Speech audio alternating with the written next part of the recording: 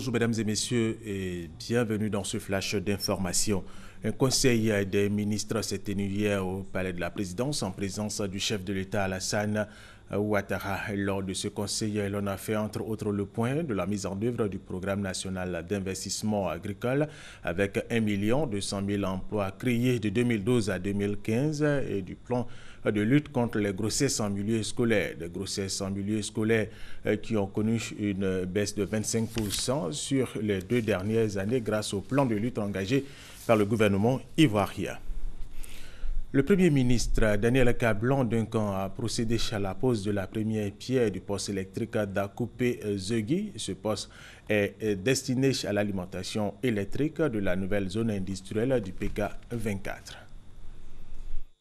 De l'électricité de qualité pour Akupé-Zeuguy, pour Atingué et autres villages environnants, mais surtout pour répondre à la forte demande en électricité du district d'Abidjan. C'est tout le sens de cet important projet porté par le gouvernement ivoirien pour un montant global d'environ 15 milliards de francs CFA. La cérémonie de pose de la première pierre du poste PK24 intervient après celle d'Anoumambo le 30 septembre 2014, d'Azito le 23 octobre 2014 et d'Agibi le 4 septembre 2015. Il s'agit de répondre à une demande forte tirée par une croissance économique qui se raffermit d'année en année depuis 2012. La construction du poste source 225 kV du PK24 est un signal fort de la capacité du secteur électrique à accompagner la dynamique économique en cours. Ça nous a pris 18 mois pour fabriquer tous les équipements pour être sur ce terrain. Le présent projet d'Akupé-Zeuguy est le 7e chantier de création et de renforcement des postes sources depuis 2011, contre un seul sur la décennie précédente, ce qui illustre bien les ambitions actuelles de la Côte d'Ivoire de fournir de l'électricité très bonne qualité et à moindre coût à toutes les couches socio-professionnelles de notre pays.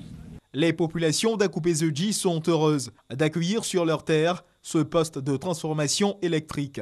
Nous sommes contents, nous sommes fiers du président Alassane Ouattara que Dieu lui donne assez de force, assez de santé et assez d'argent pour qu'il continue de bâtir la Côte d'Ivoire. Pour le Premier ministre Daniel Kablan-Duncan, tous ces efforts entrepris répondent aux défis économiques et sociaux de la grande vision du président de la République, son Excellence Alassane Ouattara, de faire de la Côte d'Ivoire un pays émergent à l'horizon 2020. Autre information, des experts de la cellule nationale de traitement des informations financières et des représentants d'institutions financières se sont réunis hier autour d'un atelier pour faire l'état des lieux de l'ensemble des actions de mise à niveau du dispositif de lutte contre le blanchiment de capitaux et le financement du terrorisme mis en place par la Côte d'Ivoire. Il ressort de cet atelier que des efforts sont faits par la Côte d'Ivoire. Les électeurs sud-africains attendent ce jeudi les résultats des élections municipales de la veille, un scrutin où le parti au pouvoir, l'ANC, pourrait perdre sa majorité dans plusieurs grandes villes du pays, fragilisant un peu plus la position du chef de l'État, Jacob Zuma. Mais dans les provinces, ce parti politique serait toujours en tête. Les forces libyennes, fortes du soutien aérien américain, tentent de consolider leur position conquise à Site, fief du groupe État islamique. Mais ces forces font face dans leur progression aux snipers et aux mines opposées par les djihadistes. Une femme a été tuée. 5 personnes ont été blessées hier mercredi soir dans une attaque au couteau dans le centre de Londres. L'auteur de l'attaque, un jeune homme de 19 ans qui souffrirait de problèmes mentaux selon la police, qui n'exclut pas la piste terroriste. Il a toutefois été arrêté peu après les faits.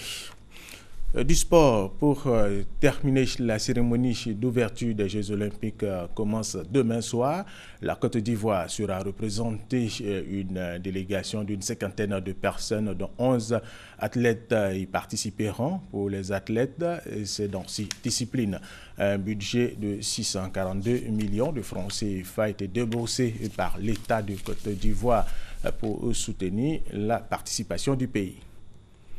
Et c'est la fin de ce flash d'information. Merci de l'avoir suivi.